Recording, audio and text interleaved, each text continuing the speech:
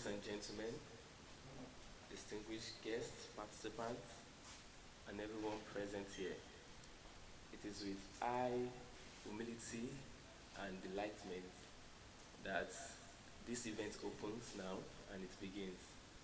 My name is Christopher Lusa, and I'm on this longest speech marathon, already approved by Guinness World Records, and we'll be going on a 5-day speech marathon. I'm very grateful for this opportunity, and I am humbled to have every one of you here seated as you listen to the words from my mouth. I'm a young man, driving with a passion for change, to inspire my world, and to ensure that we achieve a better world. I remember vividly, over 13 to 14 years ago, at my primary 6 valedictory service, I was the head boy of my class of the school, and that was where I had the first opportunity to deliver a speech. It was a moment I will not forget, as I had the opportunity to address teachers, students, pupils, parents on that particular day. That was my first moment to take up on the stage.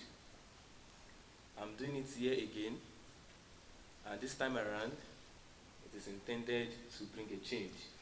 It is intended to make history.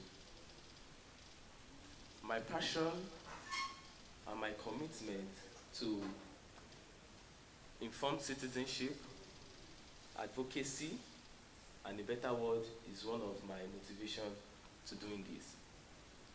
I'm very grateful to everyone that has been my support since my childhood. I'm grateful to my parents for giving me the opportunity to access education. I'm grateful to my colleagues who had increased my level of exposure. And I'm very particularly grateful to the team of people that have ensured to make this event a successful one. This event, like I said earlier, is going to be a 5-day zone, and it has a purpose. It has a theme: voices of change, inspiring solutions for a better world. The words that you will be hearing from me will not only be my words, because we'll be revisiting speeches of inspirational leaders across the globe that is very, very diverse in nature. I mean, people that have done things in this world, people that have impacted their generation, people that have ensured that they change the norm in their time. And we'll be revisiting their words. We will look at what they said then, what lessons we can learn from what they have said, as well as the call to action and how we can apply it in this present world. Please, I want every one of us to be prepared for this journey, because it is going to be a journey to make history. The topics we'll be looking at are very diverse in nature. We will cover social justice, we'll cover gender equality, we'll cover gender climate change, as well as every aspect of a human life. This is to achieve a better world. In the course of the speech, we are welcome to donations, as these donations will be used to raise and to support children with aphasia. Every one of us seated here this morning and this hour, we are privileged to be able to comprehend, but there are some children out there, they can neither speak nor comprehend. So every funds raised will be used to support them locally and internationally. It is my commitment that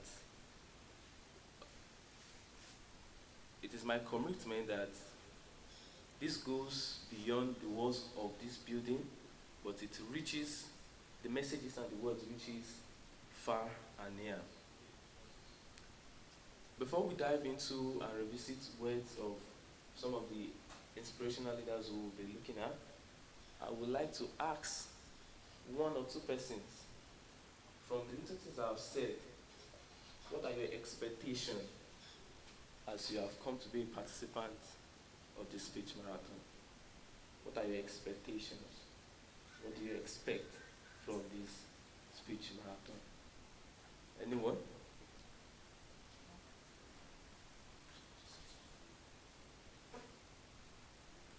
Okay. What are anyone with expectations? Okay. Okay. Do you have anybody with expectations? We should not waste our time. Let us. Okay.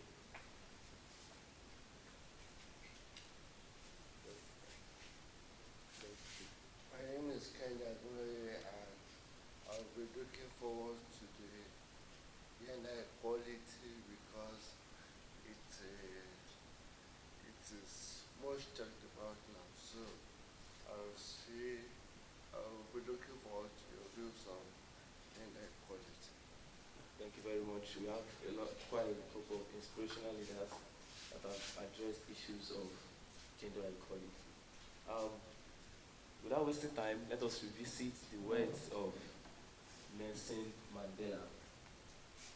And we'll be looking at one of his most powerful thoughts. We all know Nelson Mandela is one of the foremost African leaders, and he once gave a speech, a very long one, that he titled, "I am prepared to die." So let us revisit the words of Nelson Mandela. As we embark on this meritorious journey, we are honored to open it with the words of Nelson Mandela, "I am ready, I am prepared to die." In this speech, Mandela's voice reverberates with unyielding determination, dive into the depths of his powerful oration, immersing ourselves in the profound insight and unbreakable spirit of a man who dedicated his life to the pursuit of equality, freedom, and the triumph of the human spirit.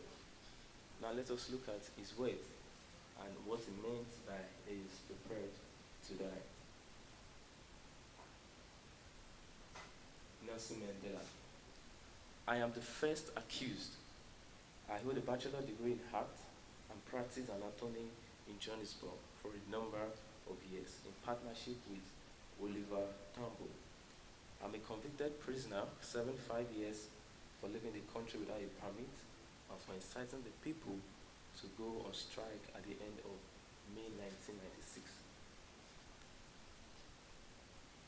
At the onset, I want to say that the suggestion made by the state in the opening that the struggle in South Africa is under the influence of foreigners or communists is wholly incorrect. I have done whatever I did, both as an individual and as a leader of my people, and not because of what any outsider might have said. In my youth in Transkei, I listened to the elders of my tribe, stories of the whole days. Among the tales they related me were those of wars fought by our ancestors in defense of the fatherland. The names of Dahlgren, Bamta, Estan, Makana, Squinten, Dalatsil, Mosiho, Shukahun were praised as the glory of the entire African nation. I hope then that life might offer me the opportunity to serve my people and make my own humble contribution to their freedom struggle. This is what has motivated me in all I have done in relation to the charges made against me in this case. Having said this, I must deal immediately and at some length with the questions of violence. Some of the things so far told to the court are true, and some are untrue. I do not, however, deny that I have planned sabotage. I did not plan it in a spirit of recklessness, nor because I have any love or violence. I planned it as a result of calm, sober assessment of the political situation that has risen after many years of drowning, exploration, oppression of my people by the white. I admit immediately that I was one of the persons who helped to form Ukomto we seize, and that I played a prominent role in its affairs until I was arrested in August 1962. In the statement which I am about to make, I shall correct certain false impression which has been created by the state witnesses. Among other things, I will demonstrate that certain of the acts referred to in the evidence were not and could not have been committed by Ukomton. I will also deal with the relationship between the African National Congress and Ukomton, and with the part which I personally have played in the affairs of both organizations. I shall deal also with the part played by the Communist Party in order to explain these matters properly. I will have to explain that Ukomton set out to achieve, what method it prescribed to achieve of these objects, and why these methods were chosen. I will also have to explain how I became involved in the activities of this organization. I deny that Ukomton was responsible for the murder of Hart, which clearly tells outside of the policy of the organization, and which have been charged in the indictment against us. I do not know what justification there was for this act, but to demonstrate that they could not have been authorized by Ukomton. I want to refer briefly to the route and policy of the organization. I've already mentioned that I was one of the persons who helped to form Ukomton.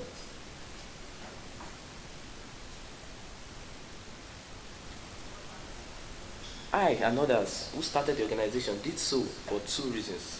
Firstly, we believed that as a result of government policy, violence by the African people had become inevitable, and that unless the responsible leadership was given to canalize and control the feelings of our people, there would be outbreak of terrorism, which would produce an intensity of bitterness and hostility between the various races of this country, which is not produced by war.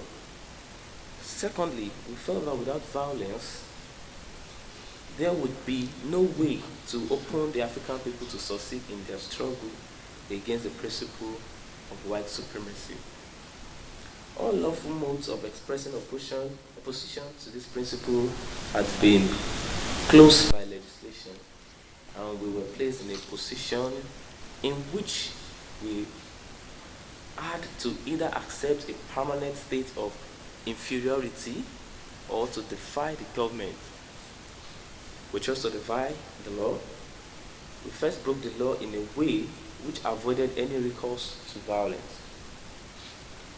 When this form was legislated against, then the government resorted to a show of force to crush opposition to its policy. Only then did we decide to answer violence with violence. But the violence which we chose to adopt was not terrorism. We who formed Ukomton were the members of the African National Congress and had behind us the ANC tradition of non-violence and negotiation as a means of solving political disputes. We believe that South Africa belongs to all people who lives in it and not to a group, be it black or white. We did not wait and want an inter-racial war, and we tried to avoid it to the last minute. If the court is in doubt about this, it will be seen that the whole history of our organization bear out what I have said. and what I subsequently say. When I describe the tactics which Okomto decided to adopt, I want therefore to say something about the African National Congress. The African National Congress was formed in 1912 to defend the rights of the African people, which had been seriously cautioned by the law of the South Africa Act, and which were then being threatened by the Native Land Act.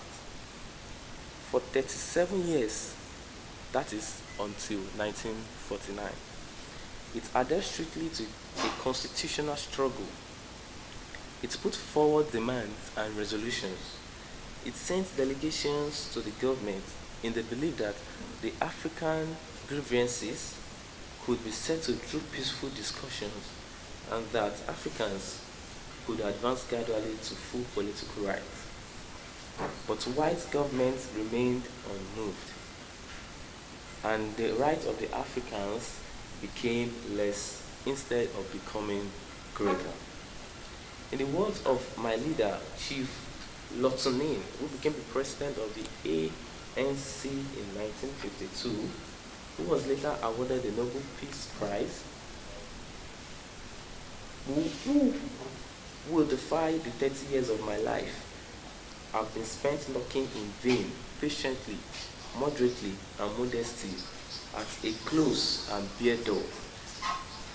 What have been the fruits of moderation? The past 30 years have seen the greatest number of laws restricting our rights and progress. Until today, we have reached a stage where we have almost lost all rights. Even after 1949, the ANC remained determined to avoid violence. At this time, however, there was a change from the strictly constitutional means of protest, which had been employed in the past. The change was embroidered in a decision which was taken to protest against the apportioned legislation by peaceful but unlawful demonstration against certain laws. Pursuant of this policy, the ANC launched the Difference campaign, in which I was placed in charge of volunteers. This campaign was based on the principle of passive resistance.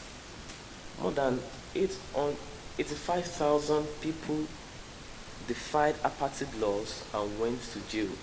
Yet, there was not a single instance of violence in the course of this campaign on the part of any defier. I and 19 colleagues were convicted for the role which we played in organizing the campaign. But our sentences were suspended mainly because the judge found that discipline and non-violence section of the ANC was thorough. This was the time when the volunteer section of ANC was established, and when the word Amadelakufa was first used. This was the time that the volunteers were asked to take a pledge to uphold certain principles. Evidence dealing with volunteers and their pledges has been introduced into this case, but completely out of context. The volunteers were not and are not the soldiers of a black army pledged to fight a civil war against the whites. They were and are dedicated workers who are prepared to lead the campaign initiated by the ANC to distribute leaflets, to organize strikes, or do whatever the particular campaign required. They are called volunteers because they volunteer to face the penalties of imprisonment by the legislature of the South African Act. During the Defense campaign, the Public Safety Act and the Criminal Law Amended Act were passed. This status provided other penalties to offenses committed by way of protest against the law.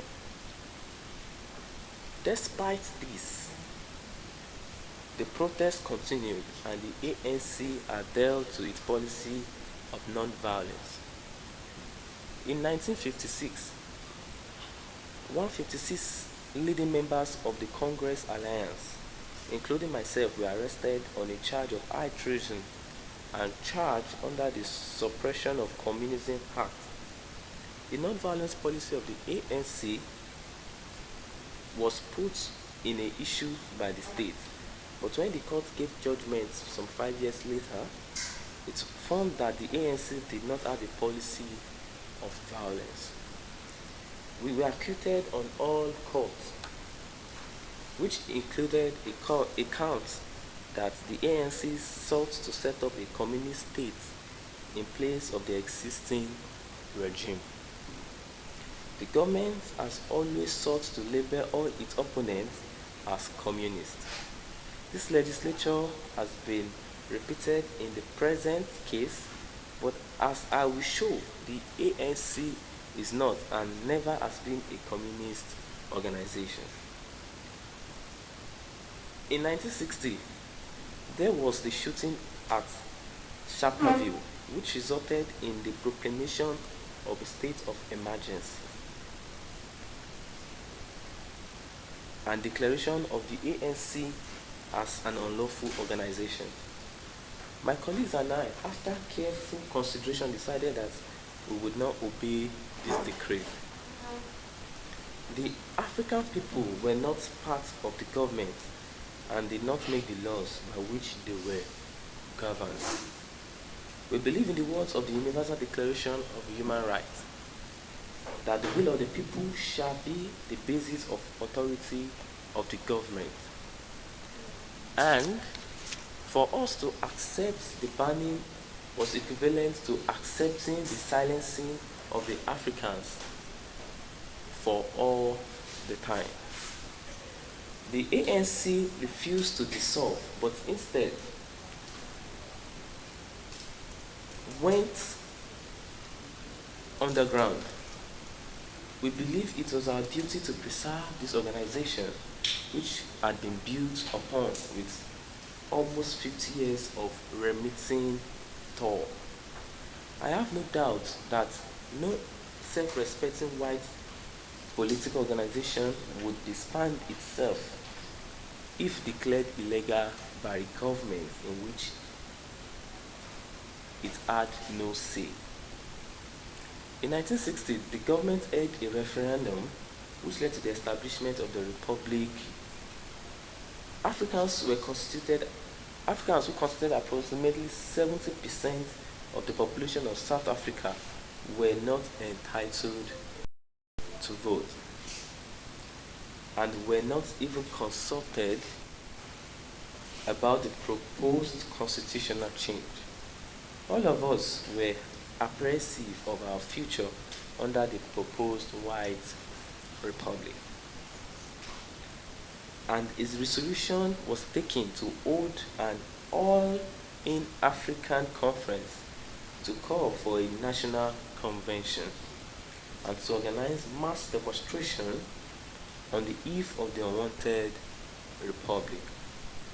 If the government failed to call the convention, the conference was attended by Africans of various political persuasions. I was the secretary of the conference and I undertook to the responsibility of organizing the national Stay at Home, which was subsequently called to coincide with the declaration of the Republic. As all strikes by Africans are illegal, the person organizing such strike must avoid arrest. I was chosen to be this person, and subsequently I had to leave my home and family and practice and go into hiding to avoid arrest. The stay at home in accordance with the ANC policy was to be peaceful demonstration. Careful instructions were given to organizers and members to avoid any return of violence. The government's answer was to introduce new and other laws, to mobilize its armed forces and to send armed vehicles and soldiers into the township in a massive show of force designed to intimidate. This was an indication that the government had decided to rule by force alone. And this decision was a milestone on the road to Ukomdorf. These are the words of Nelson Mandela in his speech, "I am prepared to die." Some of this may appear irrelevant to this trial. I believe none of it is irrelevant because it will, I hope, will enable the court to appreciate the attitude eventually adopted by the various persons and bodies concerned in the national liberation movement. When I went to jail in 1962, the dominant idea was that loss of life would be avoided. I now know that this was still so in 1963. I must return home in June 1961. What were we, the leaders of our people, to do? Were we to give in to the show of force and the impaired threat against future action, or were we to fight it, and if so, how? We had no doubt that we had to continue the fight. Anything else would have been abject surrender. Our problem was not whether to fight, but was how to continue the fight. We of the ANC had always stood for a non-racial democracy. We shrank from any action which might have driven the races further apart than what they were already. But the hard facts were that 50 years of non-violence had brought the African people nothing but more and more repressive legislation. And fewer rights, but more and more repressive legislation, and fewer rights. It may not be easy for this court to understand, but it is a fact that for a long time the people had been talking of violence, of a day when they will fight the white man and win their country for themselves. And we, the leaders of the ANC, had nevertheless always prevailed upon them to avoid and to pursue peaceful methods. When some of us discussed this in May and June 1961, it could not be denied that our policy to achieve a non-racial state by non-violence had achieved nothing, and that our followers were beginning to lose confidence in this policy and were developing disturbing ideas of terrorism. It must not be forgotten that by this time, violence had in fact become a feature of the South African political scene. There had been violence in 1957 when the women of Ziltrot were ordered to carry passes. Then, there was violence in 1958 with the enforcement of Katu calling in Sheku land. There was violence in 1958 when the people of Kato Mano protested against pass raids. There was violence in 1960 when the government attempted to impose Bromtu authority in Pabdoland. 39 Africans died in this disturbance. In 1961, there had been riots in Wombert, and all this time in Transkil had been a sitting mass of unrest. Each disturbance pointed clearly to the inevitable growth among Africans of the belief that violence was the only way out. It showed that a government which uses force to maintain the rule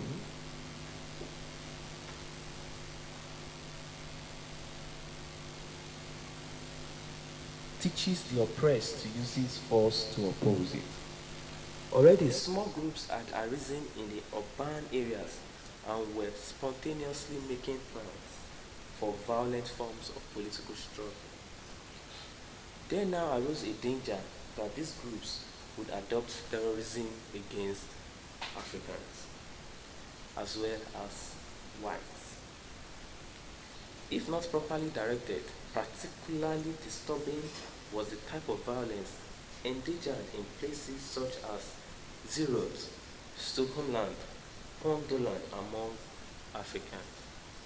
It was increasingly taking the form not of struggle against the government, though this was what prompted it, but of civil strife against themselves, conducted in such a way that it could not hope to achieve anything other than loss of lives and properties.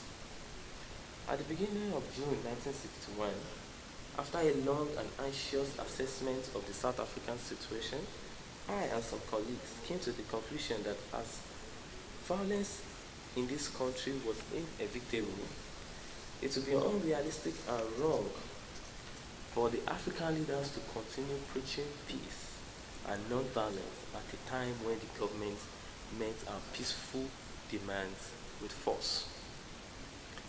This conclusion was not easily arrived at. It was only when all else had failed, when all channels of peaceful protest had been barred to us, that the decision was made to embark on violent force of political struggle and to form Ukontul with Seize. We did so not because we desired a cause, but solely because the government had left us with no other option. In the manifesto of Ukontul published in 16th December 1961, which is Exhibit AD, we said, the time comes in the life of any nation where there remain only two choices: to submit or fight. That time was now and has come to South Africa. We shall not submit, and we have no choice but to eat back by any means in our power to defend our people, our future, and freedom. This was our teaching in June 1961, when we decided to press for a change in the policy of the National Liberation Movement. I can only say that I felt morally obliged to do what I did. Who would have taken this decision to consult leaders of various organizations, including the ANC?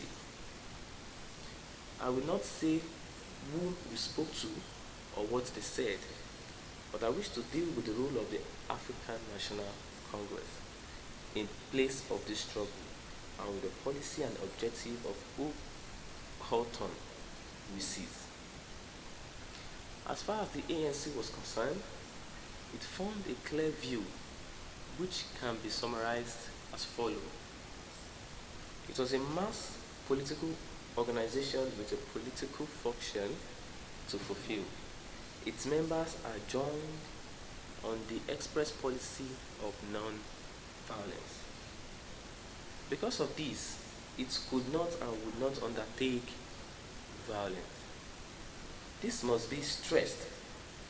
One cannot turn such a body into the small, closely knit organization required for sabotage.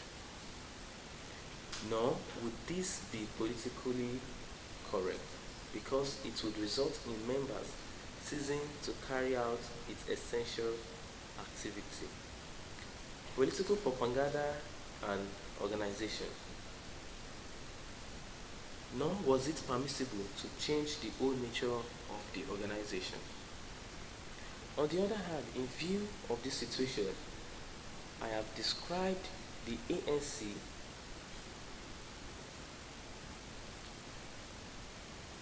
was permitted to depart from its 50-year-old policy of non-violence to this extent that it would no longer disapprove of properly controlled violence.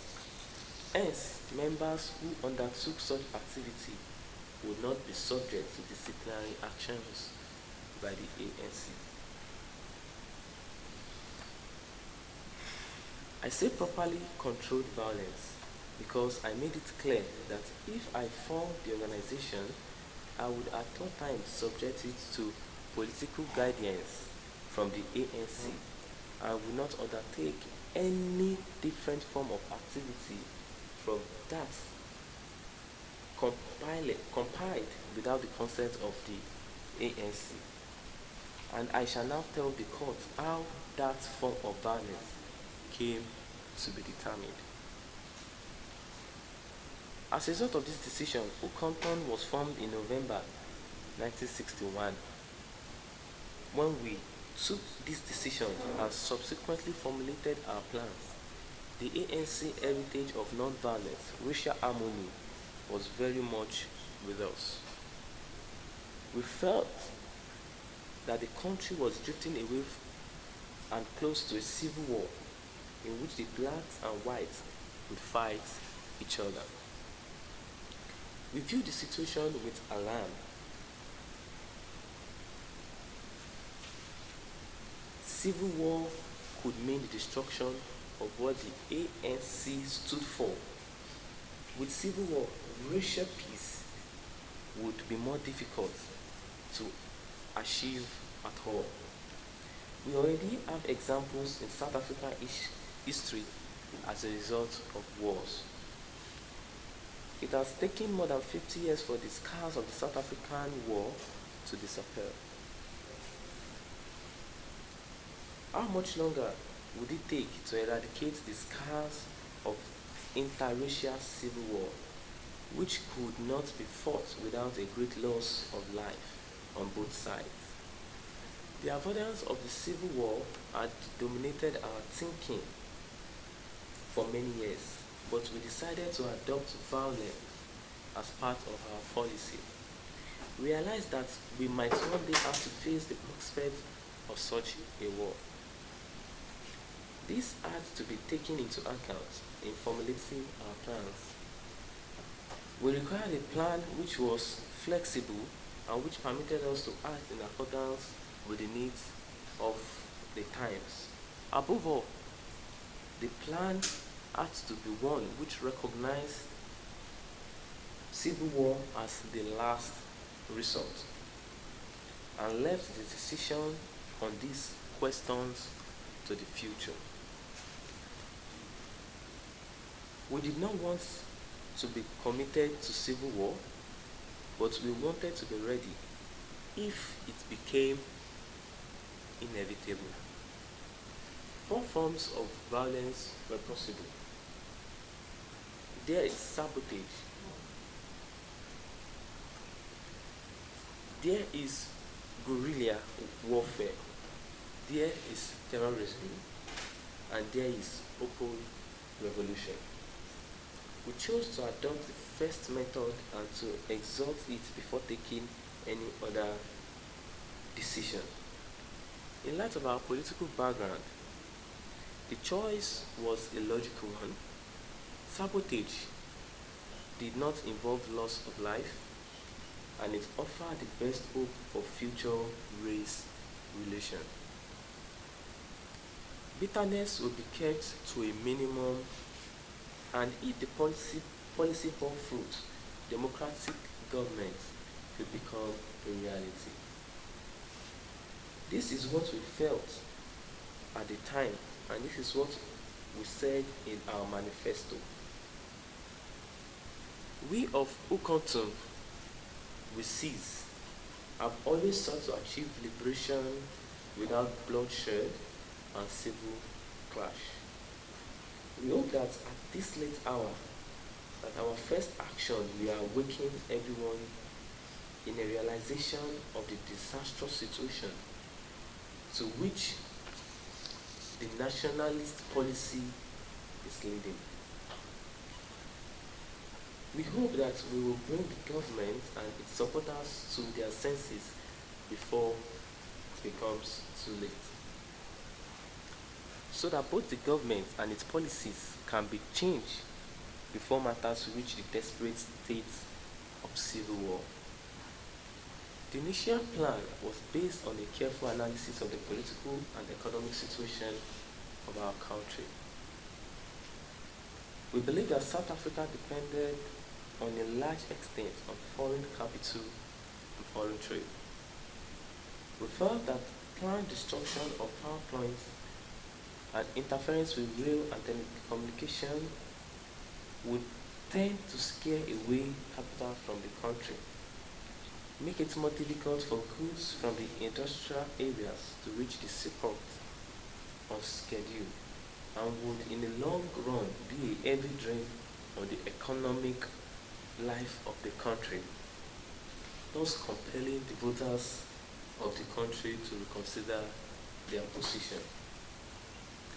Attack on the economic lifelines of the country were to be the link with the sabotage in government buildings and other symbols of apartheid.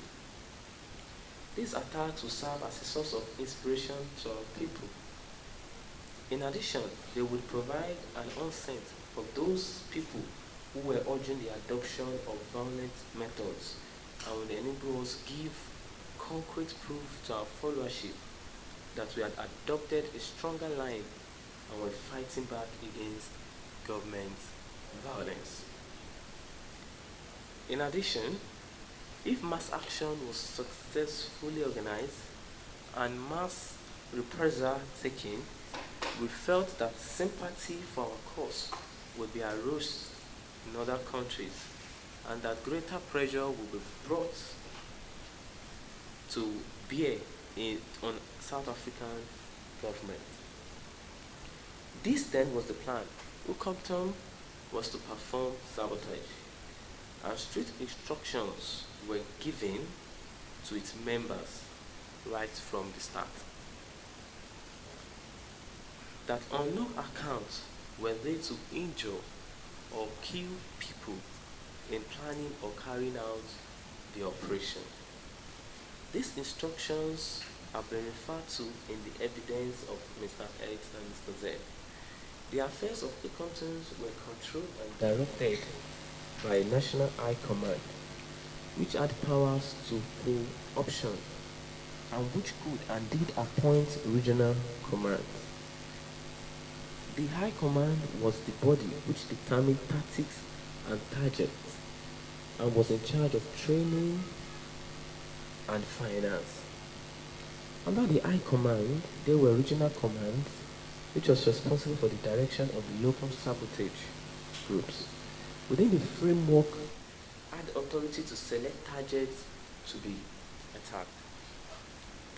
They had no authority to go beyond the prescribed framework, and thus had no authority to embark upon acts which endangered life, or which had not fit the overall plan of sabotage. For instance, Ucoptom members were prohibited ever to go armed into operation. Incidentally, the terms High Command and Regional Command were an importation from the Jewish National Underground Organization, John Zavi Liumin, which operated in Israel between 1944 and 1948. Ucoptom had its first operation in 16th December 1961, when government buildings in Johannesburg, Port Elizabeth, and Durban were attacked. The sections of attack of targets is proof to the policy to which I had referred. Had we intended to attack life, we would have selected targets where people congregated and not empty buildings and power stations. The sabotage, which was committed before 16th December 1961, was the work of isolated groups and had no connection whatever with Okonkwo. In fact, some of these and a number of later acts were claimed by other organizations. The Manifesto of Okonkwo was issued on the day that Operation commenced. The response to our actions and manifesto among the white population was characteristically violent. The government threatened to take strong actions and called upon its supporters to stand firm to ignore the demands of the Africans. The whites failed to respond by suggesting change. They responded to our call by suggesting lager. In contrast, the response of the Africans was one of encouragement. Suddenly, there was hope again. Things were happening. People in the township became eager for political news. A great deal of enthusiasm was generated by the initial success, and people began to speculate on how soon freedom would be obtained.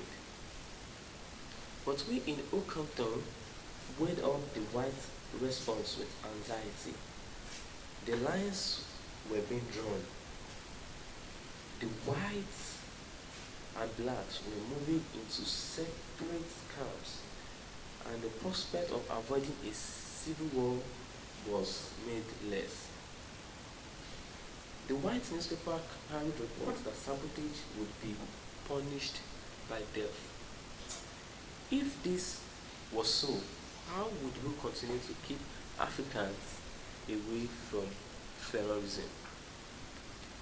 Already, scores of Africans have died as a result of racial friction.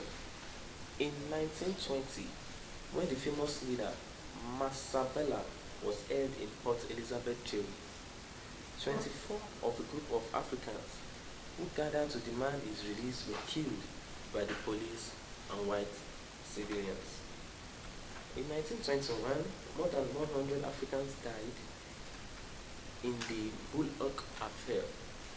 In 1924, over 200 Africans were killed when the administrator of the West Africa led a force against a group which had rebelled against the imposition of dog tax.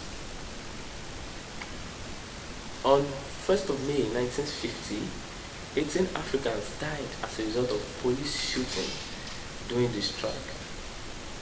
On 21st March 1960, 69 unarmed Africans died in Sharpeville. How many more Sharpevilles would there be in the history of our country? And how many more Sharpevilles would the country stand without violence and terror becoming the order of the day? And what would happen to our people when the stage was reached? In the long run, we felt certain we must succeed, but at what cost to ourselves and the rest of the country? And if this happened, how would black and white ever live together again in peace and harmony? These were the problems we faced, and these were our decisions.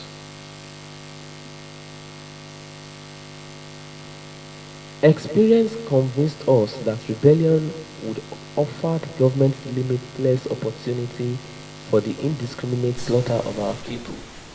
But it was precisely because the soil of South Africa is already drenched with the blood of the innocent South Africans that we felt it our duty to make preparation as a long-term undertaking to use force in order to defend ourselves against force.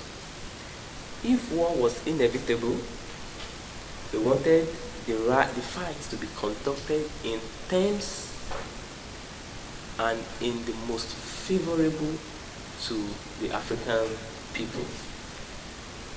The fight which held out prospects best for us and had the least risk of life to both sides was guerrilla warfare. We decided therefore in our preparations for the future to make provision for the possibility of guerrilla warfare. All whites undergo compulsory military training, but no such training was given to Africans. It was in our view essentially to build up a nucleus of trained men who will be able to provide the leadership which would be required if guerrilla warfare started. We had to prepare for such a situation before it became too late to make proper preparations. It was also necessary to build up a nucleus of men trained in civil administration and other professions so that Africans would be prepared to participate in the government of this country as soon as they are allowed to do so. At this stage, it was decided that I should attend the conference of the Pan-African Freedom Movement of Central, East and Southern Africa, which was to be held early in 1962 in Addis Ababa. And because of our need for preparation, it was also decided that after the conference, I would undertake a tour to the African states with a view to obtaining the facility for the training of soldiers, and that I would also solicit scholarship for higher education of matriculated Africans. Training in both fields would be necessary, even if changes came about by peaceful means. Administrators would be necessary and should be willing to administer a non-racial state, and so would men be necessary to control the army and police force of such a state. It was on this note that I left South Africa to proceed to Addis Ababa as a delegate of the ANC. My tour was a success. Wherever I went, I met sympathy for our cause and promises of help. All Africans were united against the stand of white South Africans. And even in London, I was received with great sympathy by political leaders such as Mr. Gatsky and Mr. Gilmore. In Africa, I was promised support by such men as Julius Nyerere, now president of Tanganyika, Mr.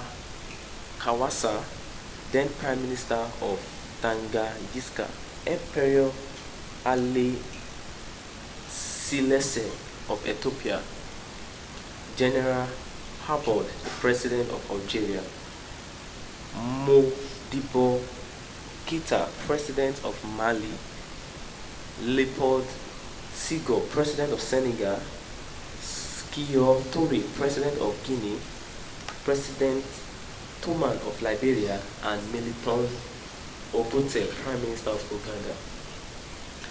It was Ben Bella who invited me to visit Ougda, the headquarters of the Algerian army. The visit, which is described in my diary, one of the exhibits. I started to make study of the art of war and revolution, and went abroad, underwent a course in military training. If there was a guerrilla warfare, I wanted to be able to stand and fight with my people and to share the hazardous situation of war with them. Notes of lectures which I received in Algeria were contained in Exhibit 16, produced in the evidences. Summaries of the books on guerrilla warfare and military strategy have also been produced. I have already admitted that these documents are in my writing, and I acknowledge that I made these studies to equip myself for the role which I might play if the struggle drifted into a guerrilla warfare. I approached this question as every African nationalist should do. I was completely Completely objective. objective. The court will see that I attempted to examine all types of authority to the subject, from the east and from the west, going back to the classic work of Coswitz and covering such a variety as Mao Tustong and Che Guevara on the other hand, and the writings on the Angobra War on the other hand. Of course, these notes were merely summaries of the books I read and do not contain my personal work. I also made arrangements for our recruitment and recruits to undergo military training. But here, it is impossible to organize any scheme without the cooperation of the ANC offices in Africa. I consequently contained the permission of the ANC in South Africa to do so.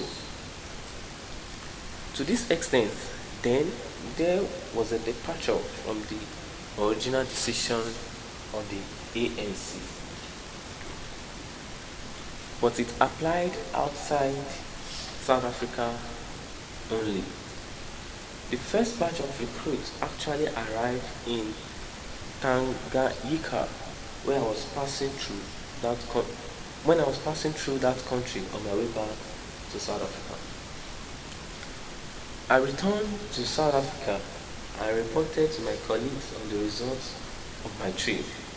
On my return, I found that there had been little alteration in the political scene, save that the threat of a death penalty for sabotage had now become a fact. The attitude of my colleague in Ukonton was much the same as it had been before I left. They were fleeing their way cautiously and felt that it would be a long time before the possibilities of sabotage were exhausted. In fact, the view was expressed by some that the training of recruits was premature. This is recorded by me in documents which is an exhibit R14 after a full decision. However, it was decided to go ahead with the plans for military training because of the fact that it would take many years to build a sufficient nucleus of trained soldiers to start a guerrilla campaign. And whatever happened, the training would be valued. I wish to turn now to certain general allegations made in this case by the state. But before doing so, I wish to revert to certain occurrences said by witnesses to have happened in Port Elizabeth.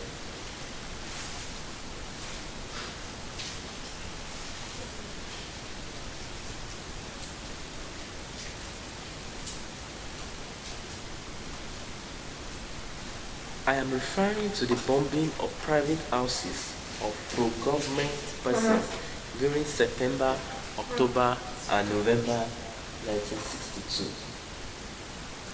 I do not know what justification there was for this act, nor what provocation had been given. But if what I have said already is accepted, then it is clear that this act had nothing to do with the carrying out of the policy of Okomto. One of the chief allegations in the indictment is that ANC was a party to a general conspiracy to commit sabotage. I have already explained why this is incorrect, but how externally there was a departure from the original principle laid down by the ANC. There has of course been overlapping of functions internally as well, because there is a difference between a resolution adopted in the atmosphere of a committee room and the concrete difficulties that arise in the field of practical activity. At a later stage, a position was further affected by bannings and house arrest, and by persons leaving the country to take political work abroad. This led to individuals having to work in different capacities. But though this may have brought the distinction between Okonton and the ANC, it by no means abolished the distinction. Great care was taken to keep the activities of the two organizations in South Africa distinct. The ANC remained a mass political body for Africans, only carrying of political activity work had been conducted prior to 1961. Okonton remained a small organization recruiting its members from different races and organizations, and trying to achieve its own particular objective. The fact that members of Okonton were recruited from the ANC and the fact that the persons served both organizations, like Solomon Umba Jack, did not, in our view, change the nature of ANC. And the fact that persons served both organizations did not change our policy or give it any cause of violence. This overlapping of officials, however, was more the exception than the rule. This is why persons such as Mr. X and Mr. Z, who were in the regional command of their respective areas, did not participate in any of the AMC committees to achieve activities. And why people such as Mr. Benedict Mashinya and Mr. Renard Nibudu did not hear of sabotage at the ANC meetings. Another of the allegations in the indictment is that Rovinia was the headquarters of Okonton. This is not true. Of the time when I was there, I was told, of course, I knew that certain of the activities of the Communist Party were carried on there. But there is no reason, as I shall presently explain, why I should not use the place. I came there for the following manner. As already indicated in April 1961, I went underground to organize the May General Strike.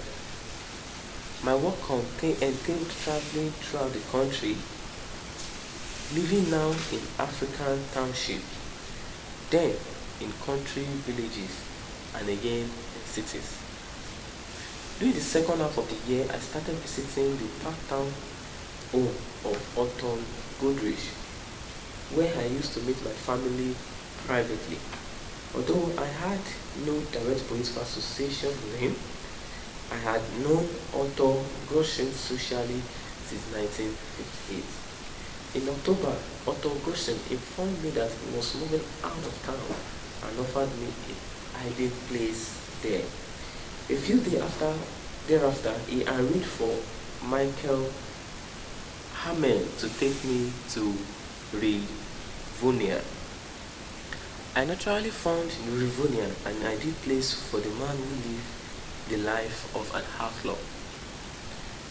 Upon that time I had been there, I had been compelled to live indoors during the daytime and only venture out under cover of darkness.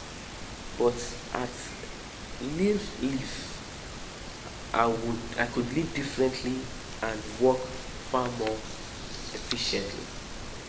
For obvious reasons, I had to disguise myself and assume the new fictitious name of David. In December, Otto Goodrich and his family moved in. I stayed there until I went abroad in July 11, 1962. As already indicated, I returned in January 1962 and was arrested in Nectar on 5th of August. We are still on Nelson Mandela, I am prepared to die.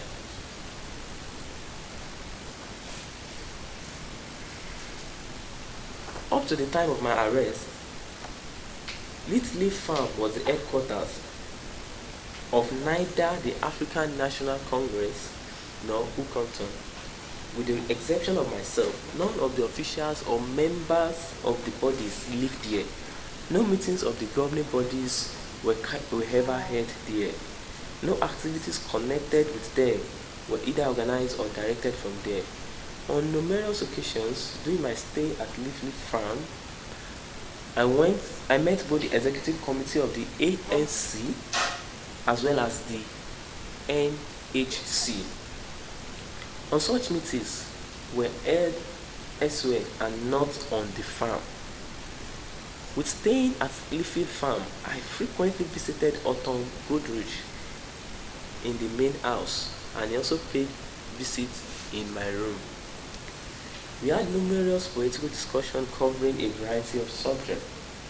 We discussed ideological and political questions, the Congress alliance, Ukonton and activities generally, and his experience as a soldier in the Pamrech, the military wing of the Ughan. Uganda was the political authority of the Jewish nationalist movement in Palestine. Because of what I had got to know about Goodrich, I recommended on my return to South Africa that he should be recruited to Ukonton. I do not know of any personal knowledge whether this was done. Another of the allegations made by the state is that the aims of an objective of the ANC and the Communist Party was the same. I wish to deal with this with my own political position. Because I must assume that the state may try to argue from certain exhibits that I try to introduce Marxism into the ANC, the allegation as to the ANC is false. This is an old allegation which was disproved at the treason trial, and which was again reared its head. But since the allegation has remained again, I shall deal with it as well as the relationship between the ANC and the Communist Party and Ukonton and that party. The ideological creed of the ANC is always and has always been the creed of African nationalism. It is not the concept of African nationalism expressed in the cry, "Drive the white man into the sea." The African nationalism for what the ANC stands is the concept of freedom and fulfillment for the African people in their own African land. The most important political document ever adopted by the ANC is the Freedom Charter. It is by no means a blueprint for a socialist state. It calls for redistribution, but not nationalism of land. It provides for nationalism of mines, banks, and monopoly industries. Because the big monopolies were owned by one race only, and without such nationalism, racial domination would be perpetuated despite the spread of political power. It would be a hollow gesture to appeal the gold law prohibition against the Africans when all gold mines were owned by European companies. In the respect, the ANC policy corresponds with the old policy of the present Nationalist Party, which for many years had as part of the program of the nationalization of the gold mines, which at that time were controlled by the foreign capital. Under the Freedom Charter, nationalization would take place in an economy based on private enterprise. The realization of the Freedom Charter would open up fresh fields for a prosperous African population of all classes, including the middle class. The ANC has never at any period of its history advocated for a revolutionary change in the economic structure of the economy, nor has it, to the best of my recollection, ever condemned capitalist society. As far as the Communist Party is concerned, and if I understand its policy correctly, it stands for the establishment of a state based on principles of Marxism. Although it is prepared to work for the Freedom Charter as a short-term solution to the problems created by white supremacy, it regards the Freedom Charter as the beginning and not the end of its program. The ANC, unlike the Communist Party, admitted Africans only as members. Its chief goal was and is for the African people to win unity and full political rights. The Communist Party main aim, on the hand, was to remove the capitalists and replace them with a working class government. The Communist Party sought to emphasize class distinction, while the ANC seeks to harmonize them. This is a vital distinction. It is true that there were often close cooperation between the ANC and the Communist Party, but cooperation is merely proof of a common goal. In this case, the removal of white supremacy, and it is not a proof of a complete community of interest. The history of the world is full of similar examples. Perhaps the most striking illustration is to be found in the cooperation between Great Britain, the United States of America, and the Soviet Union in the fight against Hitler. Nobody but Hitler would have dared to suggest that such cooperation turned Churchill or Roosevelt into communist or communist tools, or that Great Britain and America were working to bring about a communist world. Another instance of such cooperation is to be found precisely in Ukonton. Shortly after Ukonton was established, I was informed by some of its members that the Communist Party would support Ukonton, and this then occurred. At a later stage, the support was made openly. I believe that communists have always played an active role in the fight by the colonial countries for their freedom, because the short-term object of communism would always correspond with the long-term object of freedom movements. Thus, communists have played an important role in freedom struggles fought in countries such as Malaysia, Algeria, Indonesia, yet none of these states today are communist countries. Similarly, in the underground resistance movement which sprung up in Europe during the last World War, communists played an important role.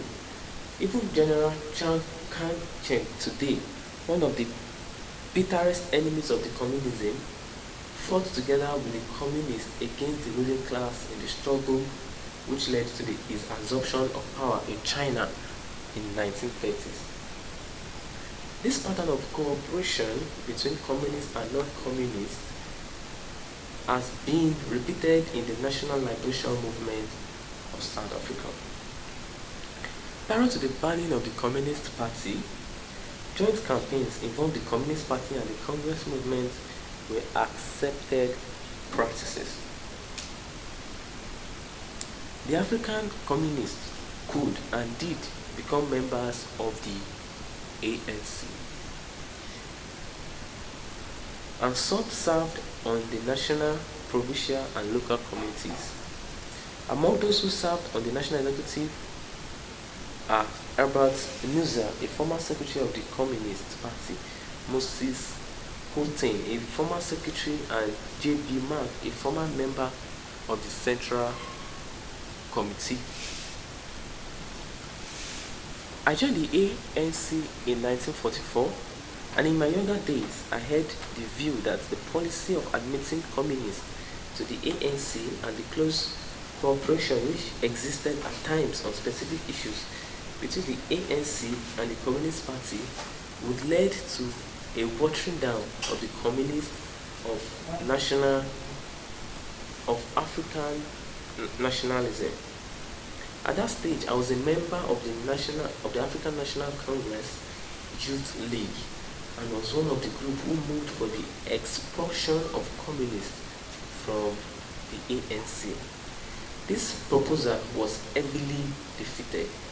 Among those who voted against the proposal were some of the most conservative sections of the African political opinion. They defended the policy on the ground that from its inception, the ANC was formed and built up, not as a political party with one school of political thought, but as a parliament for the black African people, accommodating people of various political convictions, all united by the common goal of national liberation. I was eventually won over to this point of view, and I have upheld it ever since. It is perhaps difficult for white South Africans with an ungained prejudice against the communism to understand why experienced African politicians so readily accept communists as their friends. But to us, the reason is obvious. Theoretical differences among those fighting against oppression are a luxury we cannot afford at this stage. What is more, for many decades, communists were the only practical group in South Africa who were prepared to trust Africans as human beings and as their equals, who were prepared to eat with us, talk with us, live with us, and work with us. They were the only political group who were prepared to work with the Africans for the attainment of political rights and a state in the society. Because of this, there are many Africans who today tend to educate freedom and communism. They were supported in this belief by a legislature which brands all exponents of democratic government and African freedom as communists, and banned many of them who were not communists. Under the Suppression of Communism Act, although I have never been a member of the Communist Party, I myself have been named under that Premier's Act because of the role I played in the defense campaign. I have also been banned and imprisoned under that act. It is not only in internal politics that we count communists as among those who supported our cause. In the international field, communist countries have always come to our aid. In the United Nations and other councils of the world, the communist bloc has supported the Afro-Asia struggle against colonialism and often seem to be more sympathetic to our plight than some of the Western powers.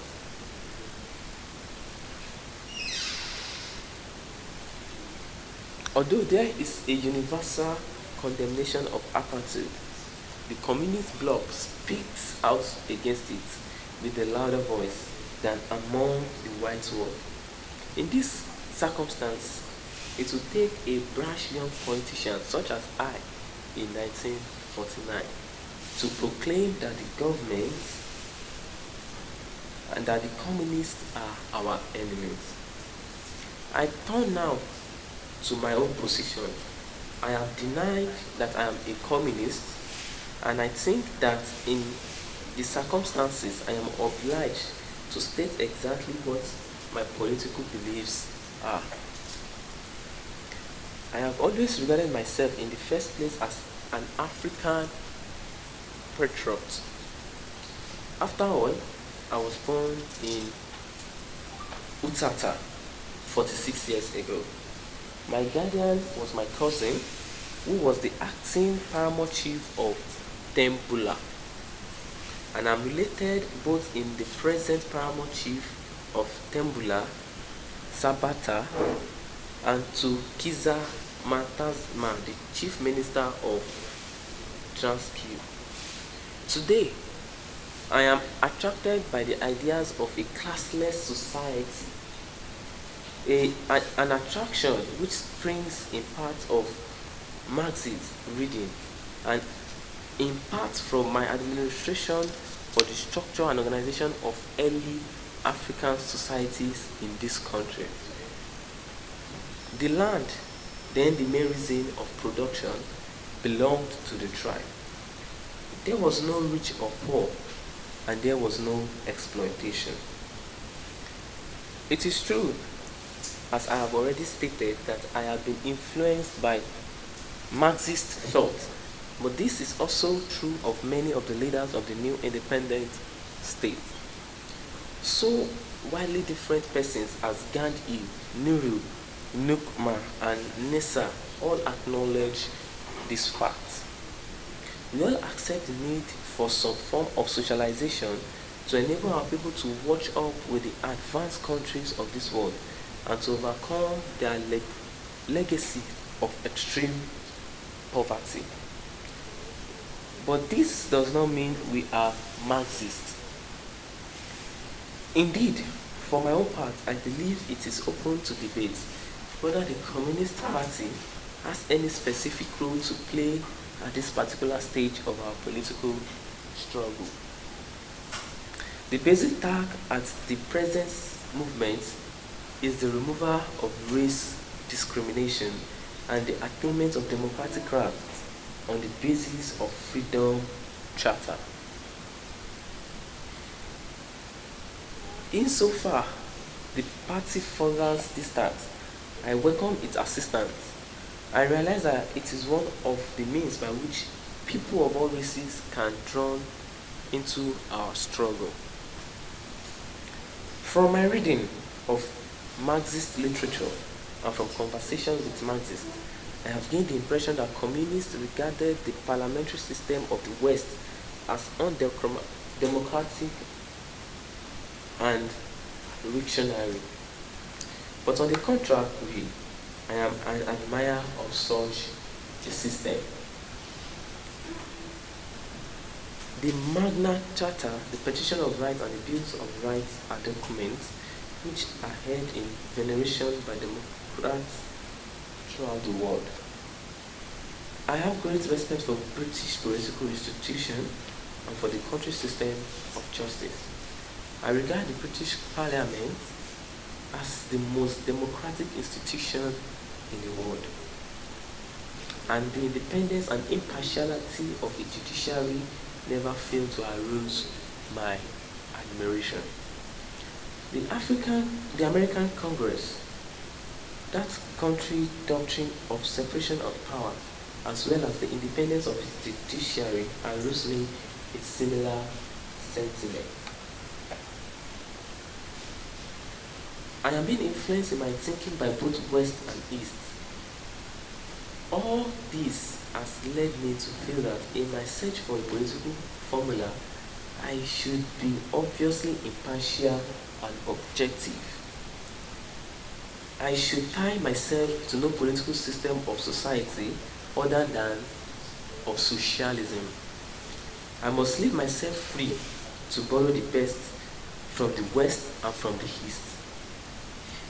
There are certain exhibits that suggest that we receive financial support from abroad. I wish to deal with this question. Our political struggle has been financed from internal resources, from funds raised by our own people and our own supporters. Whenever we had a special campaign or an important political case, for example, the tourism trial, we received financial assistance from sympathetic individuals and organizations in the Western countries. We had never left it necessary to go beyond these sources. But when in 1961 the UCOTOM was formed, a new phase of struggle introduced, we realized that this event would make a heavy call on our slender resources, and the scale of our activities would be amped by the lack of funds. One of my instructions was, as I went abroad in January 1962, was to raise funds from the African states. I must add that when abroad, I had discussions with leaders of political movement in Africa and discovered that almost every one of them in areas which are still not had still not attained independence had received all forms of assistance from the socialist countries as well as from the West, including that of financial support. I also discovered that some well-known African states,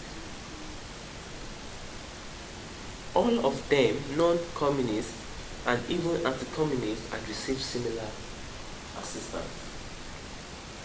On my return to the Republic, I had a strong recommendation to the ANC that we should confine ourselves to Africa and the Western countries, but that we should not confine ourselves to Africa and the Western countries, but we should also send a mission to the socialist countries to raise the funds which we so urgently needed.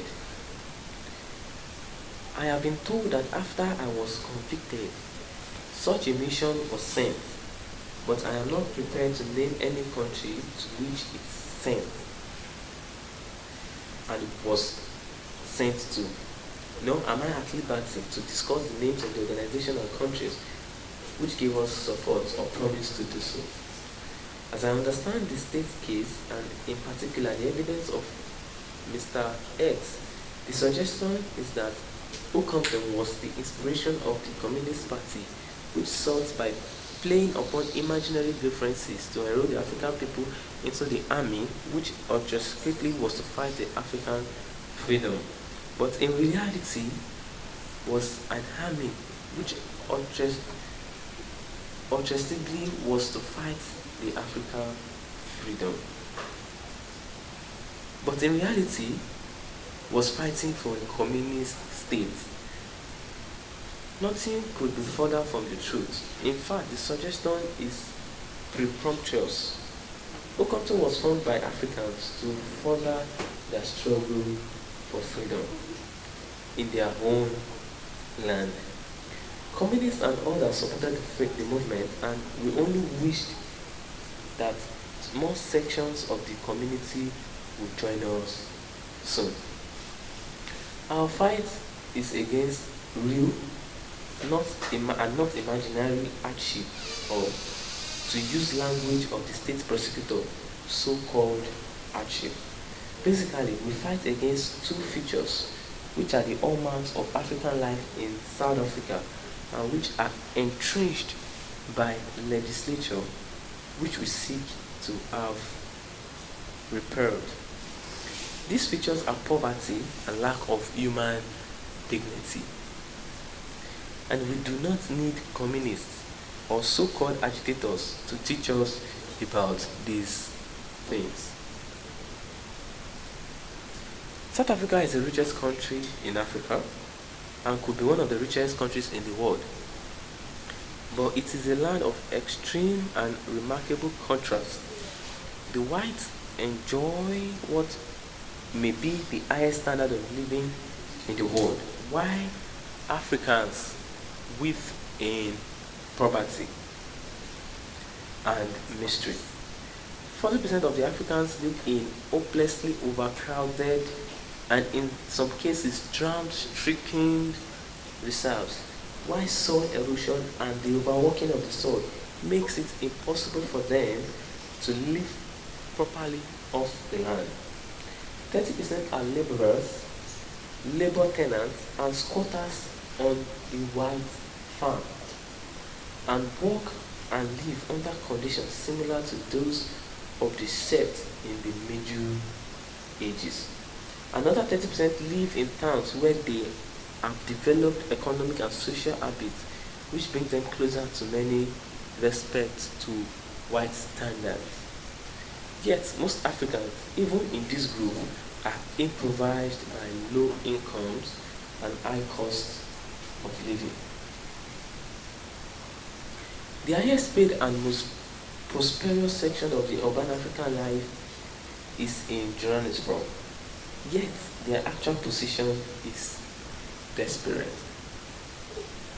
The latest figures were given on 25th of March 1964 by Mr. Khan, manager of the Johannesburg Non-European Nation Development Department. The poverty downturn of the average African family in Johannesburg, according to Mr. Khan's development, is 42.8 rand per month. It showed that the average monthly wage is around 32.24, and that 46% of all African families in Johannesburg do not earn enough to keep them going. Poverty goes hand in hand with malnutrition and disease. The incidence of malnutrition and deficiency disease is very high among Africans. Tuberculosis, pellagra, kwashiorkor, gastroenteritis, scurvy, brain death, and destruction of health. The incidence of infant mortality is one of the highest in the world. According to the medical officer of health for Pretoria, tuberculosis killed 40 people per day, almost all Africans. And in 1961, there were 58,491 new cases reported. This disease not only destroyed the vital organs of the body, but the result in retarded mental condition and lack of initiative and reduced poverty of powers of concentration. The secondary results of such condition may affect the whole community and standard of work performed by Africans and its laborers. The complaints of Africans, however, is not only that they are poor and the white are rich, but that the laws which are made by the white are designed to preserve and maintain these situations.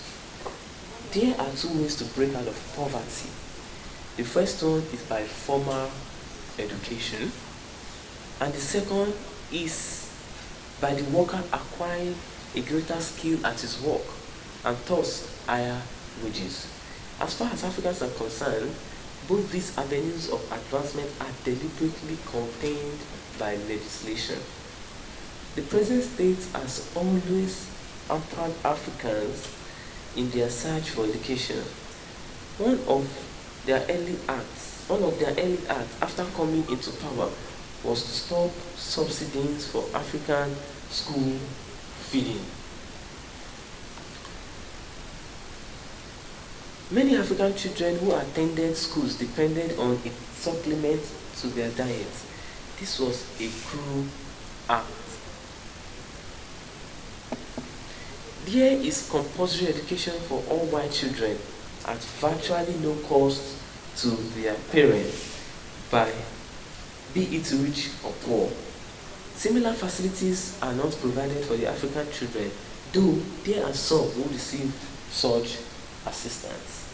African children, however, generally have to pay more for their own schooling than whites, according to figures quoted by the South African Institute of Race Relations in the 1963 journal.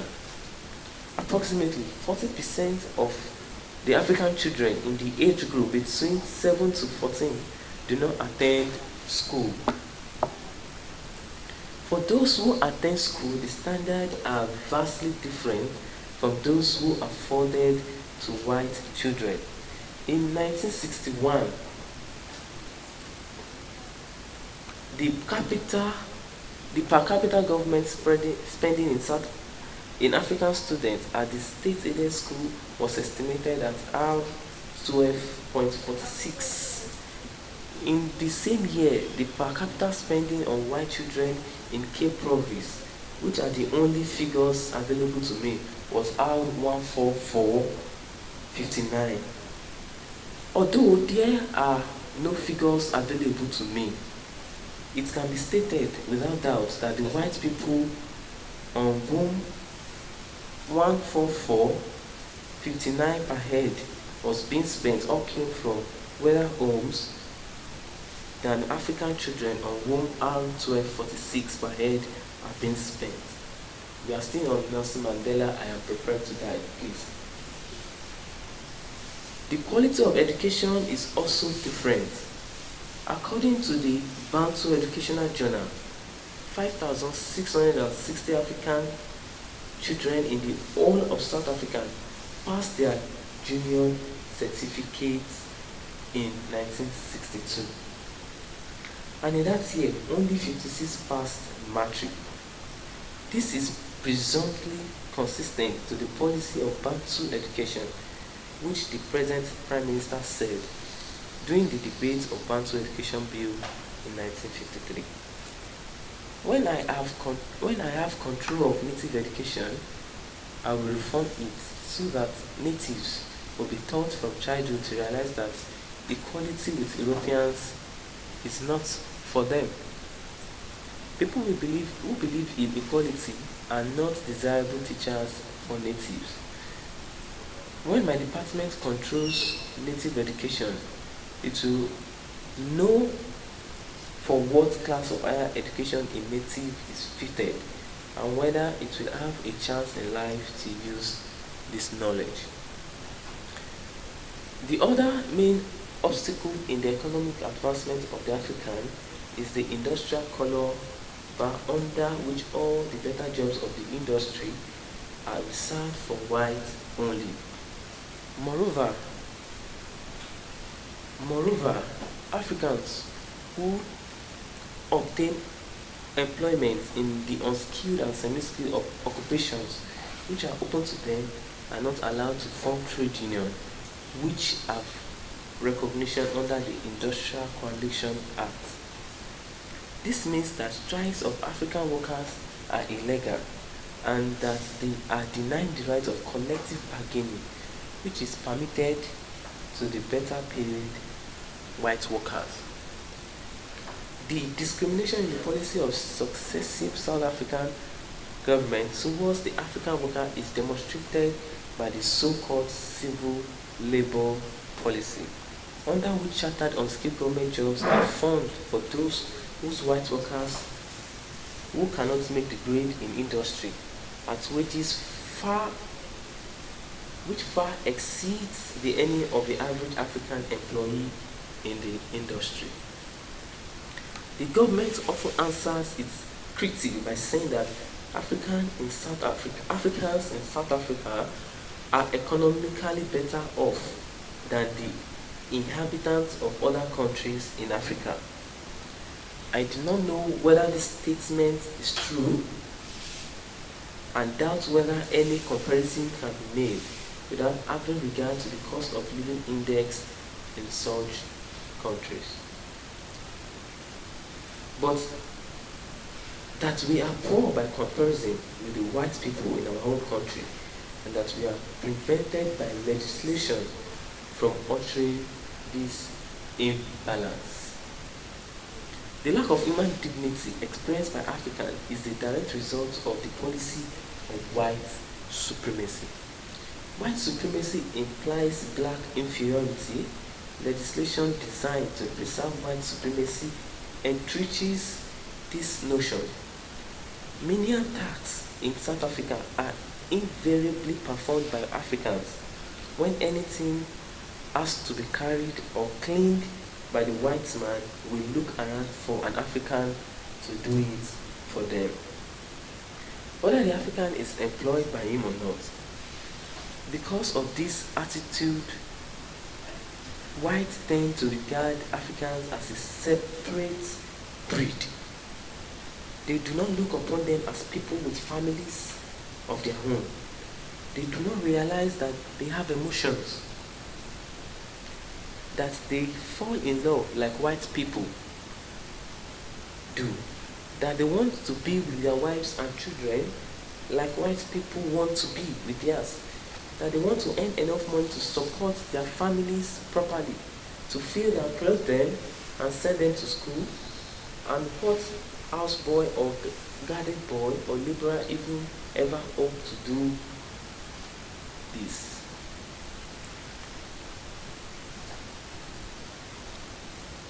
Pass law, which the Africans are among the most hated pits of legislation in South Africa, render any African liable to police surveillance at any time. I doubt whether there is a single African male in South Africa who has not at some stage had a brush with the police over his past. Hundreds and thousands of Africans are thrown into jail each year under pass law. Even worse than this, in fact, that pass law keep hundreds of husbands and wives apart and lead to the breakdown of family life. Poverty and the breakdown of family life have secondary effect. Children wander about the streets of the township because they have no school to go to or no money to enable them go to school, or no parents at home to see that they go to school, because both parents, if there be two, have to work to keep the family alive. This leads to a breakdown of moral standards, to a alarming rise in legitimacy, and to growing violence which erupts not only politically but everywhere. Life in the township is dangerous.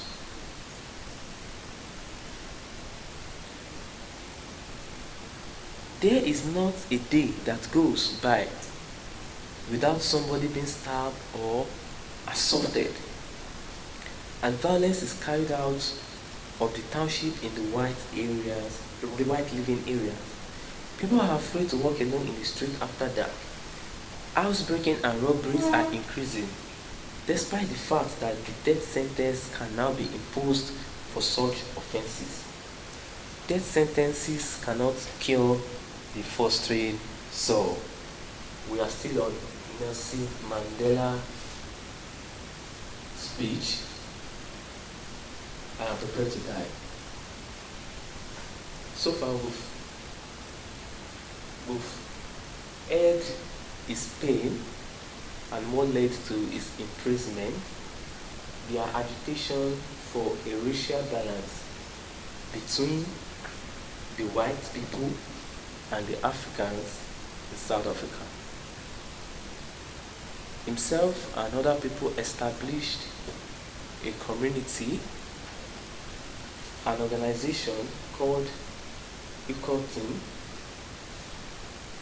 and they perform operations with the intentions to liberate their fellow Africans. So far, we've heard of how organizations such as the African National Congress, in which Nelson Mandela himself belonged to, and some parts of the Communist Party joined in this agitation for freedom. In Nelson Mandela's words, he discussed the pain and the poverty of the Africans, even in the African land they own. He described the Africans as those who were the laborers for the white. He mentioned how the legislation of South Africa permitted it and made it so. In his argument before the court, he has mentioned that South Africa as at then was the richest country in Africa, yet the blacks were very poor and had less quality of education. They were malnutritioned and they lived in the worst part of the areas.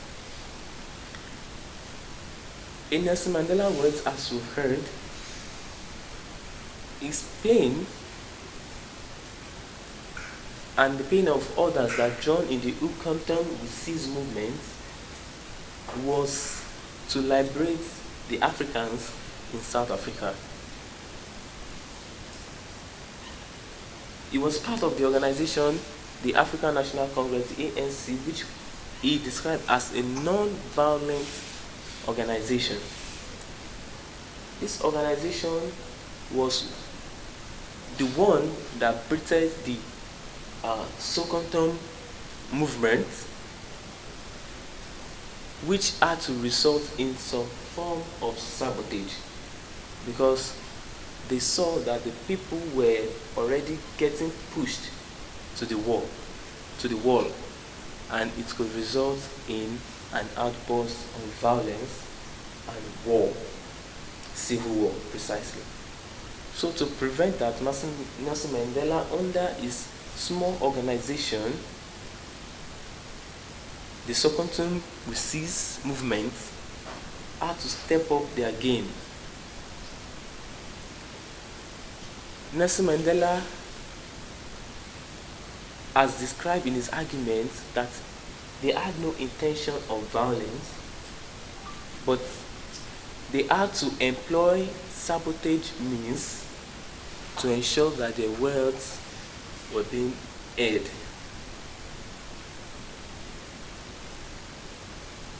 Their fight was for gender equality, was for racial equality in their own land.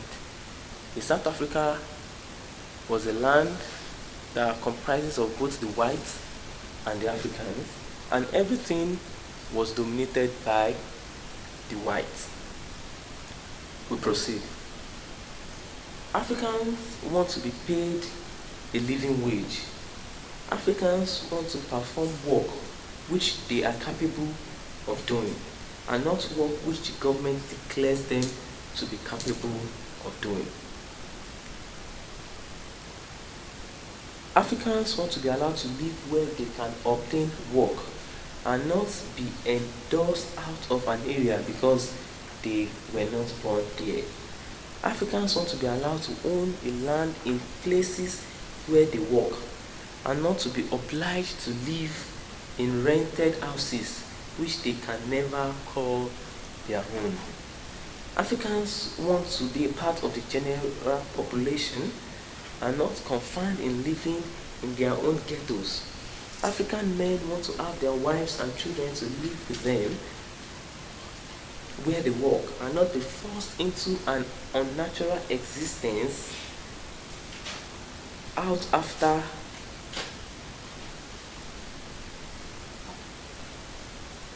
Africans want to have their wives and children live with them where they work and not to be forced into an unnatural existence in men's hotel.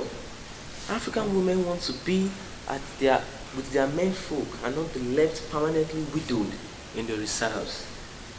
Africans want to be allowed out after 11 o'clock at night and not be confined in their rooms like little children. Africans want to be allowed to travel in their own country to seek work where they want to and not where labor bureau tells them to. Africans want to, just like the whole of South Africa, they want security and a stake in the society. Above all, we want political emphasizing that the struggle against for his actions and does not or mercy. He ended the speech with For this cause, I am prepared to die.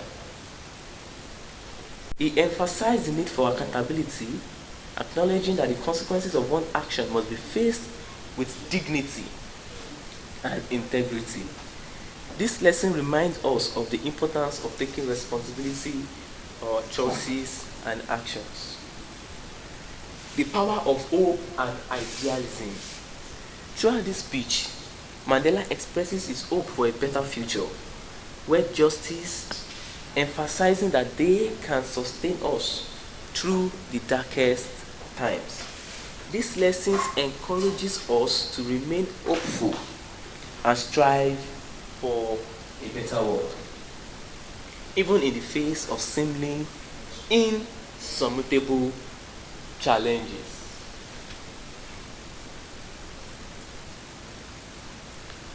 Overall, the speech serves as a reminder of the enduring principle of justice, equality, and humanity. It reminds us to reflect on our own actions and to work towards a just and inclusive society where all individuals are treated with dignity and respect. From Nelson Mandela's speech, there are calls of actions that we can apply as individuals in today's world that will make our own voice advocate for change. As individuals, as Nelson Mandela has done, we should stand up against injustice. Mandela unwavering actions and his life has been to stand against the injustice put in place by the whites in South Africa. As individuals, we must embrace unity and diversity. Regardless of our tribe, regardless of our religion, regardless of our race, we must embrace unity. We should take responsibility for change, and that is what I've always advocated for. We should be the change we want. Cut a leaf from Nelson Mandela. As an individual, he stood for his country. Be responsible for change. Foster hope and idealism. Nelson Mandela unwavering hope for a better future encourages us to ensure hope and idealism in our own lives. It calls us to believe in the power of our dreams and to work towards creating a world that aligns with our values by maintaining hope and optimism. From Nelson Mandela, we as individuals, we should also reflect on personal sacrifices. Acknowledge your personal sacrifices. When you make a sacrifice for change, make an acknowledgement for them. And with that, we end our recitation of Nelson Mandela, I am prepared to die.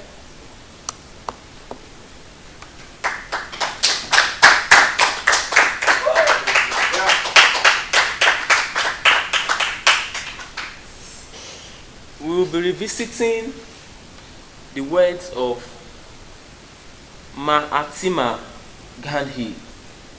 Mahatma Gandhi. And his address, I am prepared. Quit India. Mahatma Gandhi quit India. Mahatma Gandhi quit India. On the fateful day of August 18, 1942, a nation in the cusp of destiny gathered to witness a defining moment in its struggle for freedom. In the annals of history, this day will be etched as a turning point, as the reverend leader to Abingdon of nonviolent resistance, Mahatma Gandhi stepped forward to deliver a powerful address, the Quit India Movement speech. With an unwavering determination to emancipate India from the shackles of British colonial rule, Gandhi's eloquent word resonates with the fervours of millions as he implored his fellow countrymen to join him in the relentless pursuit. Not only ignited the flames of resistance, but also unwaved a path waved with unwavering resolve, unity, and unwavering faith in the power of non-violence. From Comprehensive Gandhi website by Gandhian Institution, and to consider them from the same point of view from which I am placing them before you. I ask you to consider it from my point of view because for you to approve of it, you will be enjoyed to carry out all I say. It will be a great responsibility. There is a change in me. You are right in asking that question. Let me, however, hasten to assure you that I am the same Gandhi as I was in 1920. I have not changed in any fundamental respect. I attach the same importance to non-violence that I did then. If at all, my emphasis on it has grown stronger. There is no real contradiction between the present resolution and my previous writing and utterances. Occasions like the present do not occur in answer in all I am saying and doing today. The draft resolution of the working committee is based on ISFA, the contemplated struggle, similarly as its roots in ISAR. If therefore there is any among you who has lost faith in HAMSA or is wearied of it, let him not vote for this resolution. Let me explain my position clearly. God has vouchsafed to me a priceless gift in the weapon of AMSA, and I and my AMSA are on our trail today. If in the present crisis, when the earth is scourged with the flames of God-given talents, God will not forgive me, and I shall be judged wrongly, and I shall be judged unruly for the great gifts. I must act now. I may not hesitate and merely look on when Russia and China are threatened. Ours is not to die for power. In a violent struggle, a successful general has been often known to effect a military group and to set up a dictatorship. But under the Congress of schemes of things, essentially non-violent as it is, there can be no room for dictatorship. A non-violent soldier of freedom will covet nothing for himself. He fights only for the freedom of his country. The Congress is unconcerned as to who will rule when freedom is attained. The power, when it comes, will belong to the people of India for them to decide to whom it's placed in and entrust it upon. Maybe that the reins will be placed in the hands of the Parsis, for instance, as I would have loved to see happen, or maybe handed over to some others whose names are not heard in the Congress today. It will not be for them to object, saying, this community is microscopic. That party did not play its due part in freedom struggle. Why should it have all the power? Ever since its inception, the Congress has kept itself meticulously from the communal tent. It has thought always in terms of the whole nation and act accordingly. I know how imperfect our AMSA is and how far away we are from the ideal. But in AMSA, there is no final failure or defeat. I have faith, therefore, that if in spite of our shortcomings, the big thing does happen, it will be because God wanted to help us by crowning our success with silent, unremitting sad hallelujah for the last 22 years than ours. I read Kali's freedom resolution while I was in prison. Pandit Jahadr has told me something about the Russian Revolution. But it is my conviction that inasmuch as they have struggles, we fought with the weapon of violence, they failed to realize the democratic ideal. In the democracy which I have emphasized, a democracy established by non-violence, there will be equal freedom for all. Everybody will be his own master. It is to join a struggle for such democracy that I invite you today. Once you realize this, you will forget the differences between the Hindus and Muslims and think of yourself as Indians only. Engage with the common struggle for independence. Then, there is the question of your attitude towards the British. I have noticed that there is hatred towards the British among the people. The people say they are disgusted with their behavior. The people make no distinction between the British imperialism and the British people. To them, the two are one. This hatred would even make them welcome the Japanese. It is most dangerous. It means that they will exchange one slavery for another. We must get rid of this feeling. Our quarrel is not with the British people. We fight their imperialism. The proposal of the withdrawal of the British power did not come out of anger. It came to enable India to play its due part at the present critical junction.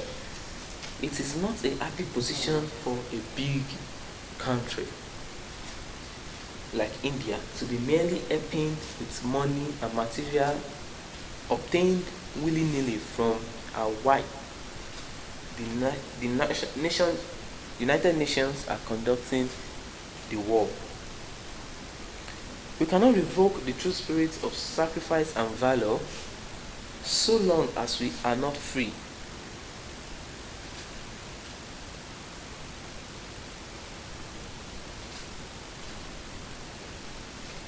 I know the British people will not be able to withhold freedom from us when we have made enough self-sacrifice. We must therefore purge ourselves of hatred. Speaking for ourselves, I can say that I have never felt any hatred. As for a fact, I feel myself as a greater friend of the British now than ever before. My friendship therefore demands that I should try to save them from their mistakes. As I view the situation, they are on the brink of abyss.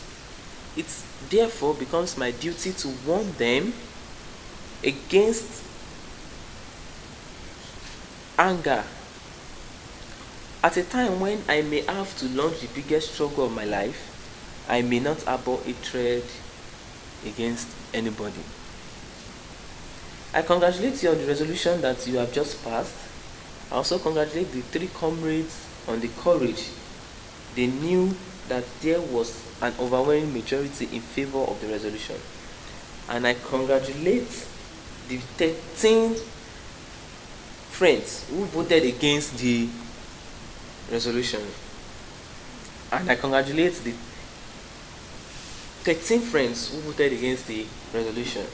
In doing so, they have nothing to be ashamed of. For the last 20 years, we have tried to learn not to lose courage, even when we are in a hopeless minority and are laughed at. We have learned to hold on to our beliefs in the confidence that we are in the right. It behaves us to cultivate this courage of conviction, for it ennobles man and raises his moral stature. I was therefore glad to see that these friends have imbibed the rules which I have tried to follow for the last 50 years and more. I have congratulated them on their courage. Let me say that when they asked this committee to accept through the amendment was not the correct representation of the situation. These friends ought to have pounded over the appeal made to them by the Mulana to withdraw their amendment.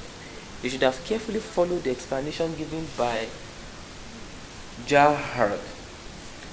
Had they done so, it would have been clear to them that the right which they now want the Congress to concede has already been conceded by the Congress. Time was when every Mussalman claimed the whole of India as his motherland. During the years that the Ali brothers were with me, the assumption underlining all the attacks and discussion was that India belonged as much to Massimans as to the Ondus. I can testify that the fact that this was the innermost conviction and not a mosque. I have lived with them for years. I spend days and nights in their company, and I make bold to say that their utterances are the honest expression of their beliefs. I know there are some who say I take things too readily at their face value, that I am gullible. I do not think I am such a simpleton, nor am I so gullible as these friends take me to be. But their criticism does not hurt me. I should prefer to be considered gullible rather than deceitful.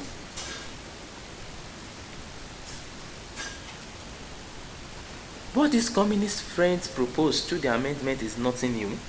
It has been repeated through thousands of platforms. Thousands of Massimans have told me that if Urdu Muslim question was to be solved satisfactorily, it must be done in my lifetime. I should feel flattered at this, but how can I agree to a proposal which does not appeal to my reason? Urdu Muslim is not a new thing. Millions of Urdus and Muslims have sought after it. I conscientiously strove for its achievement from my boyhood while at school. I made it a point to cultivate the friendship of Muslim and Parsi co-student. I believe even at that tender age that the Urdus in India, if they wish to live in peace and harmony with other communities, should audaciously cultivate the virtue of neighborhoodlessness. It did not matter, I felt, if I made no special effort to cultivate the friendship between the Undus, but I must take friendship with at least a few Massamans. It was a council for a Massaman merchant that I went to South Africa. I made friends with other Massamans there, even with the opponents of my client, and gained a reputation for integrity and good faith. I had among my friends and co-workers Muslim as well as Paris.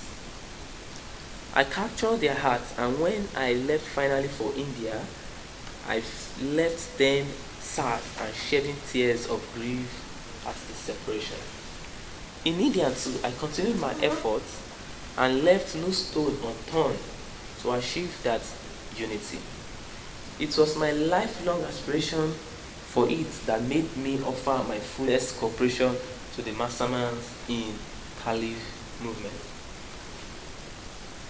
Muslims throughout the country accepted me as their true friend.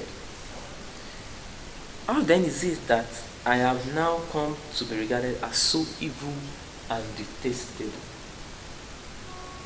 Had I had any axle to grind in supporting the Caliph, the cow, I believe the cow and myself to be the creation of the same God, and I am prepared to sacrifice my life in order to save the cow. But whatever my philosophy of life and my ultimate hopes, I joined the movement in no spirit of bargain. I cooperated in the struggle for the Caliphate solely on order to discharge my obligation to my neighbor, who I saw was in distress. The Ali brothers, had they been alive today, would have testified to the truth of these assertions.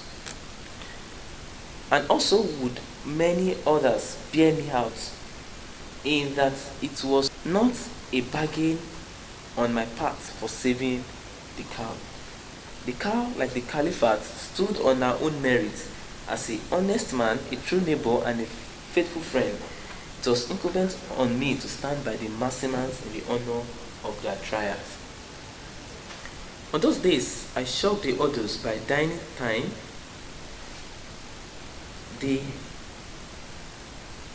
have now got, in dining time, they have now got used to it. Malama Barry told me, however, that though he would not allow me dine with him, least someday he will be accused of his sinister motive.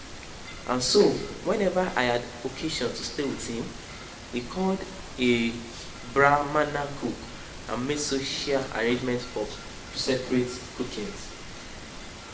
Firaji Maha, his residence, was an old-style structure with limited accommodation.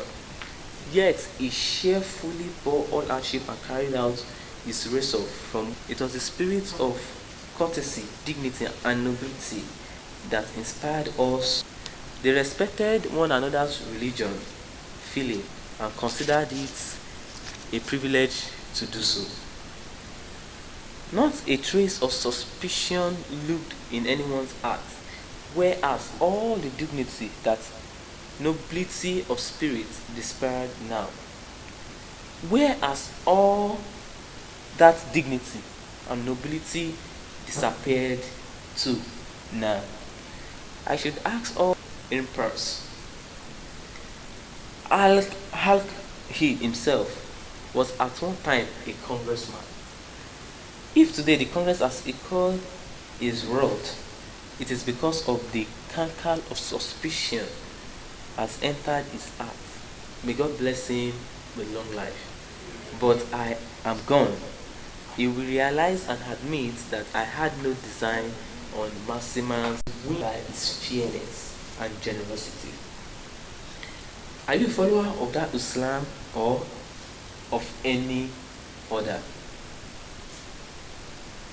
If you are a follower of the true Islam, does it behave you to distrust the words of one and default? It caused me to be quick to see that the more I appeal and the more they can kill me, even as a bullet can put an end to my life. You may kill me, that will not hurt me. But what of those who indulge in abusing? They bring discredit to Islam. For the fair name of Islam, I appeal to you to resist this uneasy campaign of abuse and vilification.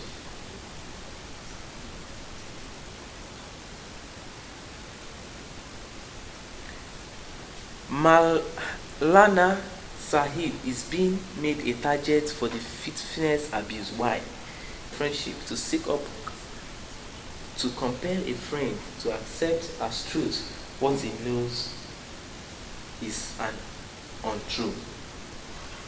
So the exam, I would say, whatever is true and valid, wrong and untenable is in nobody's gift. So that we can be made over to you. Even if someone were to imposing an untruth to others, he would not be able to enjoy for long the fruits of such coercion. God dislikes pride and keeps away from it. God would not tolerate a forcible imposition of an untruth.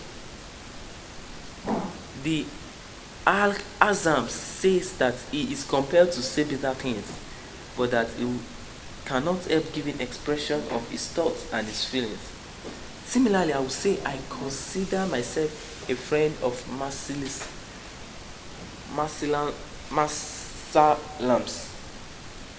to my heart, even at the cost of displeasing them. How can I conceal my inmost thoughts from them? I should congratulate the Azam for his frankness in giving expression to his thoughts and feelings.